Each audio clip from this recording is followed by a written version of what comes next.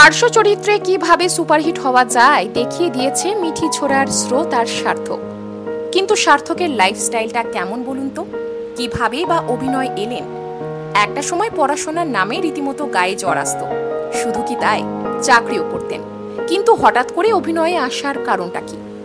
সার্থকের আসল নাম কি জানেন? বাস্তবেও কি সার্থক ঝগড়া করেন? মনের মানুষই বাকি। আজকের ভিডিওতে রইল মিঠি ছোড়ার সার্থকের ব্যক্তিগত জীবনের কিছু সিক্রেট কথা। অভিনেতা মৈনাক ঢোল বর্তমানে মিঠি ছোড়ার অন্যতম গুরুত্বপূর্ণ একটি চরিত্র। স্ত্রীর সাথে মাঝে মধ্যেই রাফ অ্যান্ড টাফ মেজাজে কথা বলেন, অথচ স্ত্রীকে চোখের আড়াল হতে দেয় না। কিন্তু বাস্তবে মানুষটা কেমন? ছোট থেকেই যুক্ত ছিলেন নাচের সঙ্গে। ক্রিয়েটিভ ফিল্ডে অনেক কাজও করেছেন। অভিনয়ে এসেছেন অনেক পরে। একটা সময় ডান্স ড্রামা করেছেন। হঠাৎ মনে করলেন অভিনয়ে আসবেন। বলতে পারেন ইচ্ছে এবং ভালোবাসা থেকে। অডিশন দিতে থাকলেন ছোট ছোট চরিত্রে। 2019-এ পর্দায় মৈনাককে দেখে পরিবার থেকে শুরু করে বন্ধু বান্ধব সবাই বলল খুব ভালো অভিনয় হচ্ছে। বিষয়টা মৈনাকের কাছে একদম অন্যরকম অনুভূতি বলে বোঝানো যাবে না। তাছাড়া একজন অভিনেতার কাছে বড় পাওনা।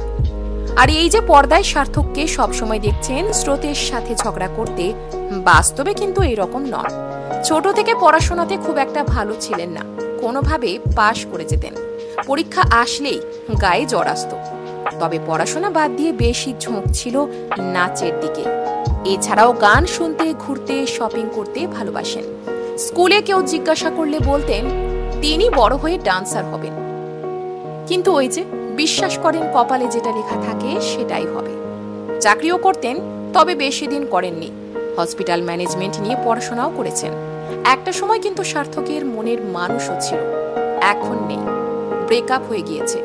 তবে বর্তমানে সেই সব নিয়ে আর ভাবেন না। এখন মৈনাকের ফোকাস শুধু ক্যারিয়ার। তবে চান তার মনের মানুষ হবে খুব ভালো মনের, যে তাকে বুঝবে। মৈনাকের বিশ্বাস সম্পর্ক একতরফা হয় না, সব থেকে গুরুত্বপূর্ণ বন্ধুত্ব। আচ্ছা, বলতে পারবেন মিঠি ছোড়ায় সার্থকের প্রফেশন কি?